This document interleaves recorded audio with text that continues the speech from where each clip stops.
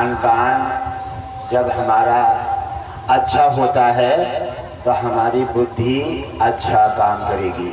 जब हमारा खान पान ही बिगड़ जाएगा और हमारा आसन नहीं जमेगा, कभी इधर खड़े हो गए कभी उधर खड़े हो गए, तो आपकी बुद्धि आपकी केंद्रित नहीं होगी। और जब बुद्धि केंद्रित नहीं होगी तो सत्संग का आनंद नहीं आएगा। आप आसन जमा के बैठोगे, सीधे होकर बैठोगे, आपकी बुद्धि केंद्रित हो जाएगी और जो घटघटवासी जी के मुखारबिंद से निकलेगा वो सीधा आपके मन मंदिर में दाखिल हो जाएगा और तभी सबका कल्याण होगा। घटघटवासी जी ने बताया, या तो जान लो और या फिर मान लो। अब जने होना है और मने होना है, तो फिर क्या होना है जो आज हो रहा है। घटघटवासी जी आपको तमाम समस्याओं से हटा करके और अपने परिवार को खुशहाल बनाना चाहते हैं। बात यह है कि आप थोड़ी बहुत देर मान लेते हैं और मान करके फिर वहीं पहुंच जाते हैं। मान करके पहुंच जाते हैं, इसलिए मंजिल आपकी पूरी नहीं होती और इसलिए आप अपनी मन इच्छा पूरी नहीं कर पाते। इसलिए तुम्हारा भगवान विष्णु के खाते में तुम्हारा खाता नहीं खुल पाता है। इसलिए हमारे मानव जीवन की धरोहर वहां के वही बनी रहती है। और हम चाहते हैं कि आप जो पाना चाहते हैं, घटघटवासी जी ने आज घटघटवासी जी का संकल्प पूर्ण होने जा रहा है, क्योंकि आज तीसरा दिन है और 3 दिन का संकल्प करके भगवान विष्णु ने अभी सभी देवताओं के साथ और घटघटवासी जी पधारे हैं। बड़ी धूमधाम के साथ हमारा कार्यक्रम संपन्न होने जा रहा है। यहाँ के क्षेत्र वासियों ने और सभी भक्तों ने बड़ी धूमधाम से बड़ा सत्संग का सहयोग दिया है और सभी देवताओं की कृपा उन्होंने अपने अंतर जो है कर्ण में लेकर के और सभी भावनाओं का आदर किया है। हे मेरे प्रिय परिवारजनों और सभी देवता आज हमारे पधार रहे हैं, संत हमारे कैलाश से पधारे हैं, उनको जोरदार तालियों से स्वागत करें। आज हमारे यमराज भी पधारे हैं, क्योंकि यमराज को लगातार घटघटवासी जी ने ड्यूटी 3 दिन लगा दी और कहा था कि यमराज जी तुम्हारा धर पटक करने का आदत है, लेकिन 3 दिन तक कोई किसी प्रकार का किसी मेरे भक्तों का कोई भी लॉस नहीं होना चाहिए। अगर कोई भी किसी प्रकार की अगर दिक्कत आती है तो यमराज जी आप जिम्मेवार हो जाएंगे। यमराज जी ने पूरा फर्ज निभाया है, सभी को घटना और परेशानी से संकट से सभी को बचाया है और अपना फर्ज निभा करके घटघटवासी जी को प्रसन्न करके अपना कल्याण कर लिया है। घटघटवासी जी कहते हैं कि हे मेरे प्रिय परिवारजनों, आप जैसे भी आप मुखारबिंद से अपना करार करते हैं, आप वचन लेते हैं, आप नामदान में दाखिल होते हैं, आप वैसे ही बने रहेंगे तो आपका निश्चित कल्याण हो जाएगा। लेकिन आप बदल जाते हैं, बदलने की विधा है और बदलने की विधा में हमारे परिवारों में, हमारे देश में, हमारे सनातन में और हमारे वंश में नाना प्रकार से ऐसी ऐसी समस्याएं दाखिल कर दी हैं, जिससे आज घर घर में परेशानियां जन्म लेती हैं। आज हमारे भगवान विष्णु और भोलेनाथ भी पधार रहे हैं, उनका जोरदार तालियों से स्वागत करें। हे मेरे भगवान विष्णु, आप तो दिनों के दाता हैं, आप तो समस्त संसार के हृदय में और हृदय के स्वामी हैं। आप तो हृदय में, आंखों में और सभी मस्तकों में रह करके आप सभी का आनंद मंगल करते हैं। हे नाथ, मैं आपसे विनती करूंगा और मेरे समस्त संसार के हृदयों में और आप निवास कीजिए। आपका निवास न कहीं मंच पर है, आपका निवास न कहीं कुर्सी पर, न आपका निवास कहीं पीपल पर, आपका निवास तो समस्त संसार के और सनातन के भक्तों के हृदय में रहता है। आप सभी के हृदय के स्वामी हैं। हे मेरे भगवान विष्णु, हे लक्ष्मी, सभी के हृदय में निवास करके सभी का कल्याण करें। आइए मेरे भोलेनाथ, आप ही पार्वती के साथ, आपका भी, आप तो हमेशा कैलाशपति हैं और आप शमशान में निवास करते हैं, क्योंकि भगवान विष्णु ने सृष्टि रचना के समय पर कार्यभार रचना ब्रह्मा को दी थी, क्योंकि ब्रह्मा सृष्टि की रचना करते हैं और भोलेनाथ को कार्यभार दे दिया। लास्ट 3 संस्कार होते हैं, एक जन्म संस्कार, एक मृत्यु संस्कार और एक विवाह संस्कार। ये तीनों ही संस्कार अलग अलग हैं। विवाह संस्कार होता है, अपार खुशियां होती हैं, और जन्म संस्कार होता है, उसमें भी खुशियां होती हैं, लेकिन मृत्यु संस्कार होता है, इसमें आंसू बहाए जाते हैं। यही गलत है, क्योंकि संस्कार तीनों ही महत्वपूर्ण हैं और तीनों ही संस्कारों में हमेशा एक जैसे रहना चाहिए, ये भगवान विष्णु का कहना है। और भोलेनाथ तो कैलाशपति हमेशा शमशानवासी हैं, क्योंकि मृत्यु का समय पर वही अपना क्षेत्र समाप्ते हैं। हे मेरे कैलाशपति, आपको घटघटवासी जी ने कामकाज दे दिया है, कोर्ट का, कचहरी का और नशीले पदार्थ का, क्योंकि आप हमेशा भांग पी करके और मस्त रहते हैं, इसलिए नशीला क्षेत्र आपको दे दिया है। इसका समाधान करें और नशीले क्षेत्र आप अपने में समारे, क्योंकि समुद्र मंथन के समय पर आप विष निकला और विष को अपने कंठ में रोक करके और समस्त देवताओं को विष से आजाद करके, ऐसा ही मैं कहूँगा। हे भोलेनाथ कैलाशपति, आप तो दिनों के दाता हैं, आप हमेशा वहीं निवास कीजिए। और आप जिन परिवारों में नशीले पदार्थों ने निवास कर लिया है और परिवार घरों में सुख और चैन उनका खत्म कर दिया है, हे मेरे शंभु कैलाशी, समस्त संसार के नशीले पदार्थ आप अपने में समाहित कर लीजिए और सभी को नशीले पदार्थों से आजाद करके सबका कल्याण कीजिए। आप अपना अपना फर्ज निभाएं। आप तो तमाम सभी के हृदय में और सभी जगह निवास करते हैं, समस्त वनस्पति में, और आप तो सभी संसार के जीवन के दाता हैं। आप सभी पर कृपा दृष्टि करके और सभी का कल्याण करें। आइए मेरे वीर हनुमान, आपने भक्ति को सार्थक कर दिया है। आप जैसा भक्त बार बार बनाने का धरती भी बार बार तुम्हारे जैसे भक्त की सराहना करती है, बार बार कहती, ऐसा निष्ठावान, ऐसा निश्चयवान भक्त और इतना विश्वास करने वाले भक्त ने तो अपनी भक्ति को सार्थक करके आज अपना वर्चस्व निभाया है और भक्तों की आस्था टेक करके और जो उनका कल्याण किया है। हे मेरे वीर हनुमान, आपकी भक्ति आस्था का ऐसा ही वर्चस्व बना रहे और भक्तों की रक्षा करके उनका कल्याण करें। और हे मेरे वीर हनुमान, आप तो हमेशा भक्तों के हितकारी हैं और भक्तों की सहायता करके और सभी का कल्याण करते हैं। और हे मेरे भगवान विष्णु, आप तो घर घर में जहाँ अशांति हो जाती है वहाँ शांति दे करके और भरपूर उनका कल्याण कर देते हैं। और हे मेरी लक्ष्मी,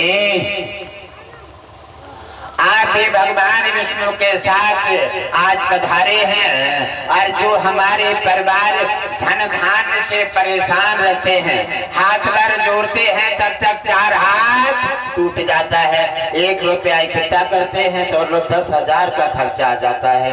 परेशान हो गए हैं और आप तो जगत जननी माँ है, आपके बिना परिवार चल नहीं सकता, आपने के बिना विवाह नहीं हो सकता, आपके बिना ये गाड़ी नहीं चल सकती, आपके बिना मोबाइल नहीं चलेंगे, आपके बिना संसार नहीं चलेगा, क्योंकि आपके ही से पैसे से, आपके धन से सारे संसार का संचालन होता है। तो आपका घर घर में आपकी आवश्यकता है, घर घर में आपकी पूजा है, घर घर में आपका स्मरण है। अरे गुरुदेव घटघटवासी जी ने आपका जो एकादशी व्रत सभी भक्तों के हृदय में जिसकी ऊर्जा जगाई है, और जिस भक्त ने जिसने एकादशी व्रत का नियम आरंभ किया है, वहाँ तो आपको जाना अनिवार्य है, क्योंकि गुरुदेव ने आपको उसी समय बार बार निवेदन किए कि हे माँ, आप तो हमेशा जगत जननी है, जो आपका एकादशी व्रत मन से, भाव से और श्रद्धा से करेगा, वो शांति और धन धान्य से भरा पूरा रहेगा। आपने स्वीकृति देकर के और घटघटवासी जी को प्रसन्न चित्त कर दिया है। इसी प्रकार और भी मैं भक्तों को लगातार एकादशी व्रत कथा में जोड़ेंगे, लगातार गुरुदेव की बात का जो नियम का पालन करेंगे, वो अपनी समस्याओं से आजाद होकर के घर में सुख और शांति, धन की वृद्धि होगी और नाना प्रकार के कलह कष्ट का निवारण होगा। कब होगा? जब आप भक्त बनेंगे, आप एकादशी व्रत रखेंगे, साधु संतों का आदर करेंगे, ब्राह्मणों का आदर करेंगे, माता और पिता की आज्ञा का पालन करेंगे और दीन दुखिया गरीबों की सहायता करेंगे। गरीबों को मन सताइए, गरीबों को सताने से, और जो तुम्हारी गाय माँ है, जिसने तुम्हें बड़ी श्रद्धा के साथ बिना पक्षपात के तुम्हें सींचा है और आपने उससे अपनी नजर हटा दी है, इसीलिए जब धर्म और कर्म दोनों सो जाते हैं तो फिर संकट के बादल हमारे सिर पर मंडराने लगते हैं। इसलिए धर्म कर्म को अपना साक्षी बना करके मानव जीवन के धरोहर प्रकाशित करो, और जिसके लिए भगवान विष्णु ने भेजा है वो कर्तव्य का पालन करो और तुम्हारा कल्याण होगा। और हमारे भक्त थोड़े थोड़े पीछे हटके न बिगड़ी होके बैठ जाओ तो तुम्हें फायदा रहेगा नहीं रहेगा? अब आप अपना फायदा तो ना जानो, हाँ, थोड़े थोड़े पीछे को हो जाओ, थोड़े थोड़े। आप इतने घने बैठे हो, वैसे वो सर्दी ज्यादा है ना, वैसे वो सर्दी ज्यादा है तो और इसीलिए घने बैठे हो कि सर्दी ना लगे। आप थोड़े थोड़े पीछे को हट के बैठ जाओ, आप फुर्सत में बैठोगे, आसन जमा के बैठोगे, आराम से बैठोगे तो तुम्हारा मन अच्छा लगेगा।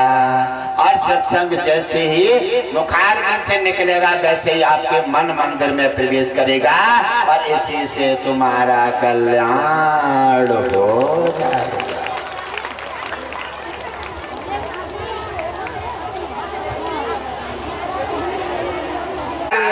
अपने खेत में जा रही हैं और बड़ी चिंता में है।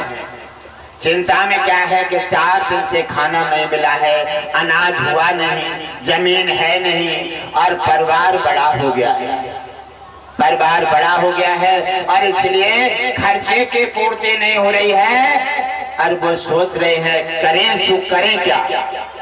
जिसको काम काज को जाते हैं, किसी का काम करने जाओ वो हमारे झाड़ी नहीं देता और वो गरीबी समझ करके हमें ललकार देता है।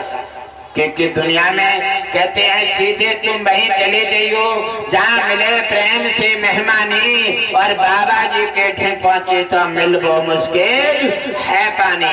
कहते हैं नंगा है भिख मंगा है, भीख मांग कर खाता है, और कौड़े दमड़े पास नहीं वो गोमिद के गुण गाता है। और मेरे प्यारे घटघट वासी जी ने दोनों दिन कार्यक्रम में आपको लगातार समझाया है कि भक्त क्या नहीं पा सकता है, केवल भक्त बन जाए। अगर भक्त नहीं बना, आडंबर बना रहा, आडंबर ने खोखला कर दिया है। और भक्ति का आडंबर से तुम्हारा काम नहीं चलेगा। ईश्वर कहता है कि भक्ति निष्पक्ष कर, और अगर तू मेरा बन गया है तो किसी प्रकार की हेरा फेरी छल कपट छोड़ दे और आंखें बंद कर कर मेरे पे भरोसा कर, तेरा मैं निश्चित ही कल्याण कर दूंगा। भक्त परेशान हैं और रास्ते में आगे बढ़ते जा रहे हैं और गर्मी अपार है। फाड़ आपने रख दिया और पीपल के पेड़ के नीचे बैठ गए और छोटा सा पौधा है। अब जब बैठ जाते हैं तो ठंडी ठंडी हवा लगे और उन्हें वही नींद आ जाती है। तो वही कहते हैं क्या भूख का भोजन चाहिए और क्या नींद को आसन। भूख लगती है ना तो सूखी रोटी में भी आनंद आता है, और जब भरे पे खाओगे ना तो फिर कितने भी बढ़िया स्वादिष्ट भोजन हो और उसी को भी इतराते घूमोगे। तो कहा है कि जब भूख लगे अच्छी तो उसके बाद भोजन ग्रहण करें। सूखी रोटी में भी स्वाद आएगा और भोजन को जब मन से और भाव से खाओगे तब आपके शरीर में लगेगा और तब आपका कल्याण होगा। और अगर आप फ्रेट खा लोगे तो थाली फेंकोगे, इसमें नमक नहीं है, इसमें मिर्च नहीं है, इतराओगे, इससे तुम्हें कुछ नहीं मिलेगा। भोजन कहता है कि मुझे मेरे को जो नींद देता है, मेरे को जो धिक्कारता है, इसीलिए उसी की दुनिया से मैं चला जाता हूँ, वही मेरे लिए तरसता है और फिर एक एक दाने को मारा मारा फिरता है। इसलिए अन्न देवता है, इसका आदर कीजिए। इसका किसी भी स्थिति में इसको फेंकने की कोशिश न करें। ये भंडारे का प्रसाद है, उतना ही लें जितना इसको पा पाए, जितना ग्रहण करें, ओवर न लें। अगर लेकर के फेंकते हो तो अन्न देवता धिक्कार देता है, ऐसा मत कीजिए। हमेशा प्रसाद समझ के खाइए और प्रसाद को कभी फेंकते नहीं हैं। प्रसाद को फेंकने से आप जानते हैं क्या होता है? जिस समय सत्यनारायण की कथा में जब उनके पति वापिस आ रहे थे, लकड़हारे व्यू पार करके जब वापिस आ रहे हैं और वो कथा कर रहे सत्यनारायण की, और उन्होंने देखा जब पति की आवाज आ जाती है कि आ चुके हैं, तो अब वो खुशी के मारे प्रसाद छोड़कर भाग गई। खुशी के मारे प्रसाद छोड़कर भाग गए और जैसे प्रसाद छोड़कर जाते हैं भगवान विष्णु को बुरा लगा। सब कुछ मेरा है और इसने प्रसाद को नींद दिया है। और जैसे वहां जाकर पहुंचती हैं तो नाव जो है जल में अदृश्य हो जाती है, नाव जल में समा जाती है। अब रोते चिल्लाते भटकते आते हैं कि मेरी तो पति की नाव जल में डूब गई है। और रोते बिलखते वहां पहुंचती हैं तो जाकर के उन्होंने अपना भाई बेहोश हो जाती हैं। फिर सप्रांत होता है कि हे पुत्री, तैने प्रसाद को नींद दिया है और प्रसाद की निंदा की है, इसलिए तेरे पति जल में अदृश्य हो गई हैं। प्रसाद को जाकर ग्रहण कर और क्षमा मांग, तेरा कल्याण होगा। जाकर के क्षमा मांगा और प्रणाम किया भगवान विष्णु को। उन्होंने क्षमा करके और जब जाते हैं तो नाव वैसे जल में से ऊपर आ जाती है। आज आप जिन चीजों से परेशान हैं, कैसे परेशान हैं? गर्मी से, गर्मी से परेशान हैं। ये भी किनके हैं?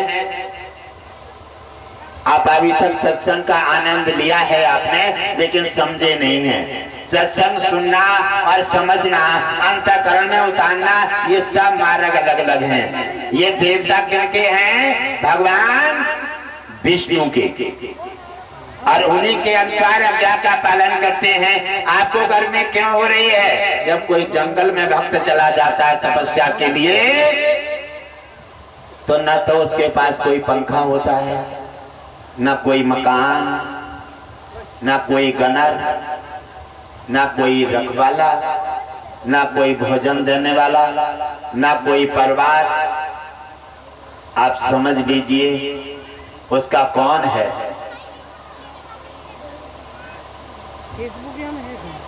और उसकी रक्षा कौन कर रहा है, आप समझ लीजिए, आपको स्वयं ही जानकारी हो जाएगी।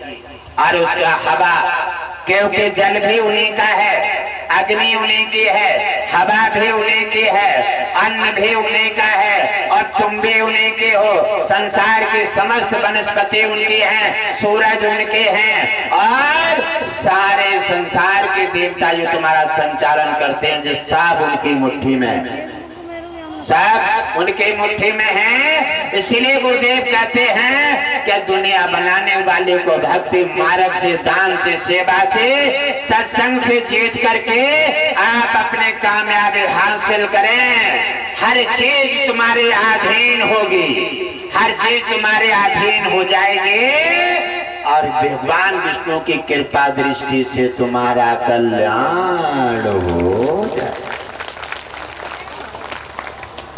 अच्छा जी बताओ प्रिय परिवारजनों, हम बार बार हर जगह सत्संग में कल्याण कल्याण कल्याण कल्याण करते रहते हैं।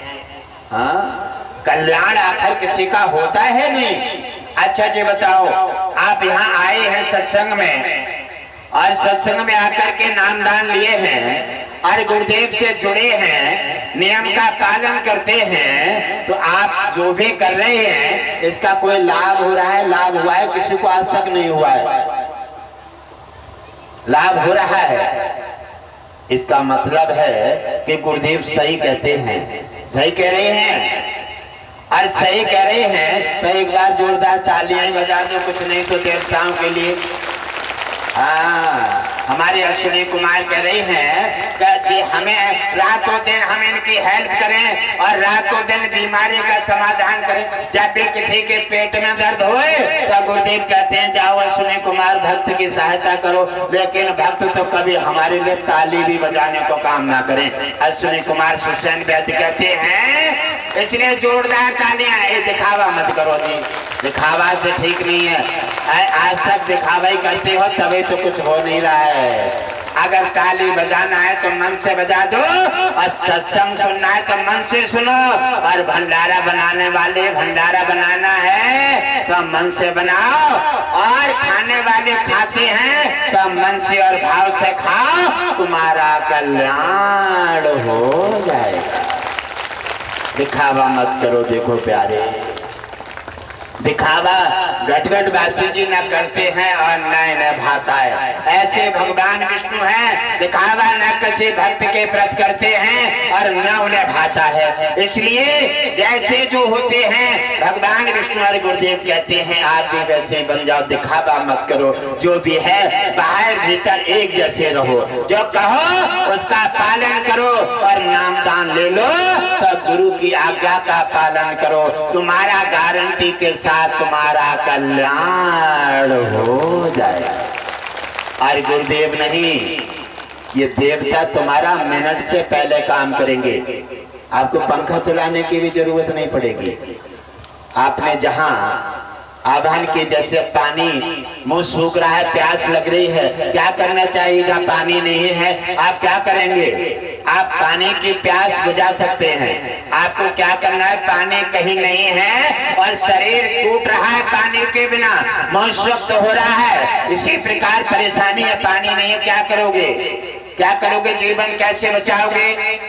इसी समय क्या करना है सुनो ध्यान दे करके। वहां आप अपनी चिंता छोड़ दीजिए और दोनों हाथ आप अपने सीधे कर लीजिए और मुंह खोलिए, मुंह पूरा खोल दीजिए और मुंह जैसे खोलेंगे और लंबे सांस लीजिए अंदर के लिए, पहले बाहर निकालें और फिर लंबे सांस लेकर मुंह खोल करके और सब अंदर को ले जाइए। आपकी प्यास से बुझ जाएगी, तृप्ति हो जाएगी, जीवन बच जाएगा और आपके भोजन के भी साधना मिल जाएगी, आपका कल्याण हो। ये साधु संतों का सिद्धांत है।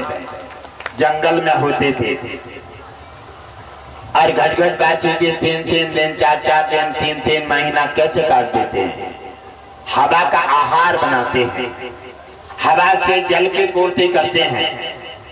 इसलिए आप लोग इन चीजों के बारे में न जानते हुए और ये भी नहीं है कि आपका शरीर के किसी प्रकार से आपका आत्मा में तोड़ आए और किसी प्रकार के शरीर में कोई दिक्कत आए, नहीं आएगी। क्योंकि जल अग्नि वायु तीनों से देवताओं से जीवन चलता है और इन्हीं से तुम्हारा कल्याण होता है। और आप अगर निश्चय करके चल देते हैं, उधर भक्त सो रहे हैं पीपल के नीचे, नींद आ जाती है और नींद आती है तो सप्रांत हो रहा है, भक्त को सप्रांत हो रहा है। और सप्रांत में क्या देख रहे हैं कि पीपल के पास में एक भगवान विष्णु की मूर्ति है, पत्थर की। और मूर्ति में क्या है कि भगवान विष्णु का चक्र का आह्वान हो रहा है। और उन्होंने कहा, सप्रांत में कह रहे हैं कि देख चिंता मत कर, अभी तेरे 3 महीना संकट के और हैं और 3 महीने बाद इसे पीपल मूर्ति के नीचे तेरे के लिए अथाह दौलत प्राप्त हो जाएगी। तब तक के लिए अपना धीरज धारण कर और मेरे सप्रांत को मत भूलना। अगर भूल गया तो ये दौलत तेरे हाथ से चली जाएगी। अब जैसे सप्रांत उनका ब्राह्म होता है और भड़बड़ा के उठते हैं, कहने लगे सप्रांत तो बढ़िया देखा है। अब जैसे उठे और फोड़ा उठाया, यही तो मानव में खूबी है, समय का इंतजार नहीं करता। और दौड़ के कहने लगे कल कौन देखेगा, सप्रांत का मामला है, आज ही चलो देख ले। और जोड़ के जाते हैं पीपल के पास में और जैसे फोड़ा मारा और मूर्ति निकली। और मूर्ति जैसे निकलती है और वैसे मूर्ति छूते हैं, तैसे मूर्ति कोयला बन जाती है। अब तो बड़े चिंताजनक हो गए, कहने लगे कि मैंने क्या कर डाला और मुझे सप्रांत हुआ। और सप्रांत के अनुसार भगवान विष्णु ने मुझे आगाह किया कि 3 महीने बाद तुझे धन प्राप्त हो जाएगा, तब तक धैर्य धारण कर, जल्दी मत करना वरना तुझे पछताना पड़ेगा। अब तो मैं क्या करूं, मैंने गलती कर दी है और घर पे नहीं गए, फोड़ा वहीं डाल दिया। अब तो उन्हें बैराग होने लगा और बैराग होता है और जंगल के ओर चल देते हैं। जंगल की ओर जाकर के घनघोर जंगल में चले जाते हैं, जहाँ पानी भी नहीं है, कोई इंसान भी नहीं है। उधर घर पर इंतजार हो रहा है, बच्चे भूखे चीख रहे हैं, कोई किसी की सहायता करने वाला नहीं, क्योंकि गरीबी देख करके कोई किसी को धन नहीं देता, किसी को एक दिन आहार नहीं खिलाता। बार बार माता बार बार बच्चों को छुपाती है और उधर मुंह छुपा करके बच्चे हट जाते हैं तो अपनों भी रो लेती है, न जाने ये कहाँ चले गए, अब हम अकेले बच्चों को कैसे पालेंगे।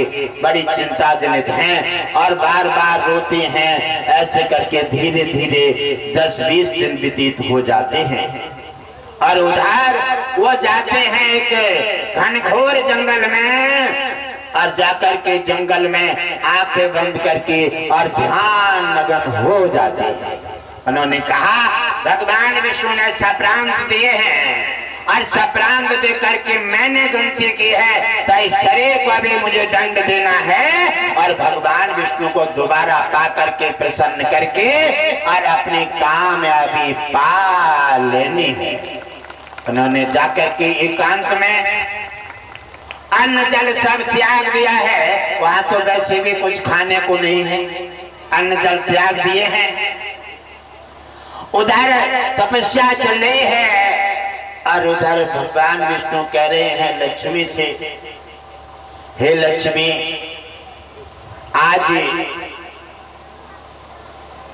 मेरा एक भक्त जंगल में तप रहा है और उसने गलती की है, मैंने उसे सप्रांत दिया गरीबी हटाने का, लेकिन उसने जल्दी करने से और अपने जीवन में कुल्हाड़ी मार दी है और वो आज हट करके घर परिवार छोड़ करके और आकर के जंगल में तपस्या कर रहा है।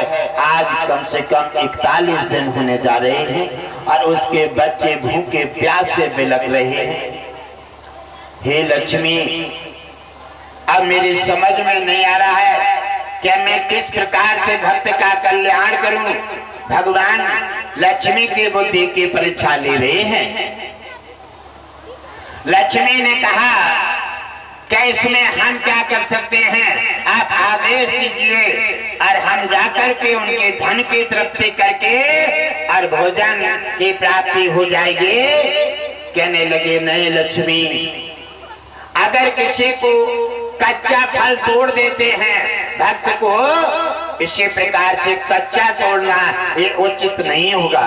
हे लक्ष्मी, भक्त को पकने दो और इन पर नजर बना के रखो, कोई किसी प्रकार की घटना ना हो। आपकी नजर बना के रखें, अगर कोई घटना हो जाती है तो इसका कलंक हमें तुम्हें लगेगा। तो लक्ष्मी घर पर नजर बनाए हैं और उधर भगवान विष्णु उस भक्त पर नजर बनाए हैं। धीरे धीरे धीरे धीरे 6 माह व्यतीत हो जाते हैं और 6 माह व्यतीत होने में भक्त जो है मिट्टी में मिल जाते हैं, शरीर सूख जाता है और भगवान विष्णु कह रहे हैं क्या मेरे भक्त का अब तो मुझे लगता है कि अंतिम समय आने वाला है। हे लक्ष्मी, अब कोई सहायता का परामर्श दें। कहने लगी हे नाथ, आप तो दया की मूर्ति है और आपसे ज्यादा कौन जान सकता है। आप अपनी कृपा करें भक्त पर जाकर के और उसकी इच्छा पूर्ति करके उसका कल्याण करें। भगवान विष्णु ने कहा लक्ष्मी, आपने ठीक किया है और तब तक तुम परिवार पे नजर बनाए रहना और उन्हें इच्छा के अनुसार भोजन दे करके उनकी पूर्ति करते रहना।